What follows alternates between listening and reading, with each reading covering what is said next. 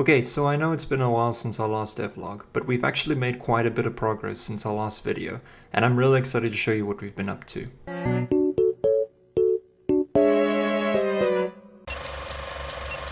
Before I start this video, I just wanted to mention a few changes that we'll be making to our devlogs. Before, we had all our videos in one devlog, but we decided to separate these, so you'll still be getting the design aspect from me, you'll get the music and comp from Delina, and then you'll get the programming from Ricardo. Except going forward, they'll be their own videos. So I guess today you'll just be stuck with me. So, continuing from where we last left off, it was time to tackle the basic concept design of our antagonist creature. Now, I don't have a lot, if any, experience in creature modeling, so this will be a first for me. But first things first, I needed to create the outside layer for the sculpt. This involves just a bunch of blob meshes that I eventually chiseled down into shape. You can kind of see where the term sculpting comes into play, so it's time to channel my inner Michelangelo and start shaping our creature.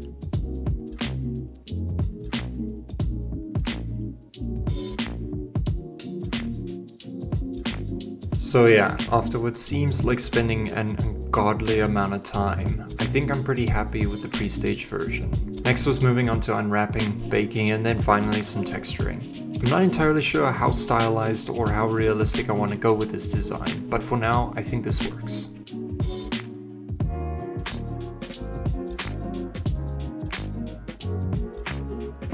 Okay, so next was animations. Now to simulate how exactly I wanted our creature to move, I decided that I needed to record myself walking around on all fours to use as reference for this. But I was running into a problem. Yeah, in all honesty, it was actually funnier in my head than it came out. Take this image of my very real legs here. Now let's look at an image of our creature's legs. As you can see, I only have one knee joint.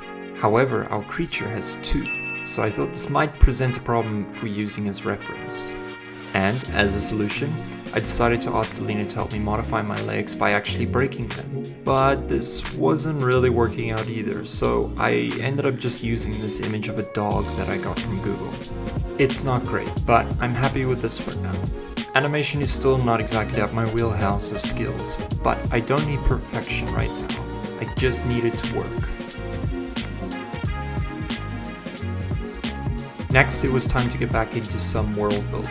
I'm excited about this. Now, around this time, we actually started moving all of our project files into Unreal Engine 5. So it's finally time to start working with Lumen. I know there's a lot that I can do with Lumen, but it's a little tricky to figure out. The problem I'm having is optimization.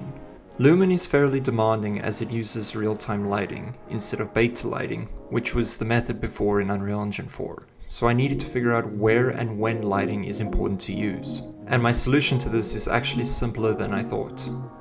See, lighting is often used as a waypoint marker for the player by the developers. It allows us to guide the player where to go or what to do, without explicitly writing in big font, "push this big red button." And that made building the lighting so much easier.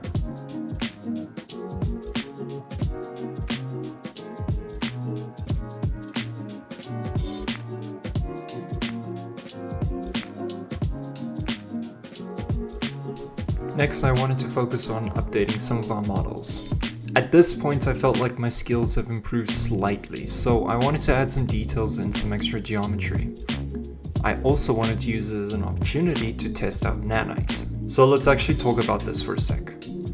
Why is nanite important? Here's how I like to think about it. Every model you bring in has a count to the geometry to it. We call this poly count. Each poly you have in a model needs to be calculated by the computer in order to generate it. So as you can imagine, as models get more and more complex as our tech grows, so too do the calculations by the machine. Now, nanite makes this process a lot simpler. Nanite basically says, hey, you see this rock in all its high detailed glory. Well, what if you were standing 10 meters away from this rock? Looks less detailed, right?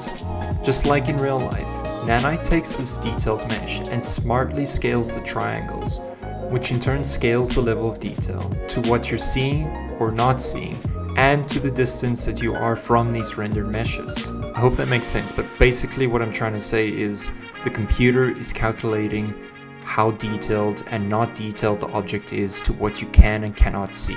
So, moving on, nanite is a revolution in virtual geometry.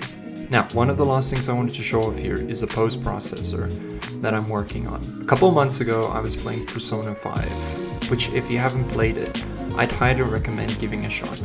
And I noticed the game's use of cell shading models, and I thought to myself, why not create a material that can do this for our game? It looks amazing, and honestly it might just add some cool stylized effects to the world. So I found an Unreal Engine tutorial on YouTube on how to do this. It took a bit to figure out, but I was able to get a cool looking result for the game. And it's an all-in-one material that I can modify on the go with using a material instance. Which, if you want to know more about materials and material instances, go check out a video I did covering this. I am running into this weird problem though with the lighting and the post-processor. So for now, this will have to go into the figure it out later folder, as it's not critical to building the prototype. So that's it for today. I hope you guys enjoyed the video. If you did, leave a like and consider subscribing. And until then, we'll see you in the next video. Cheers. Alright? Yep. Alright, breaking off.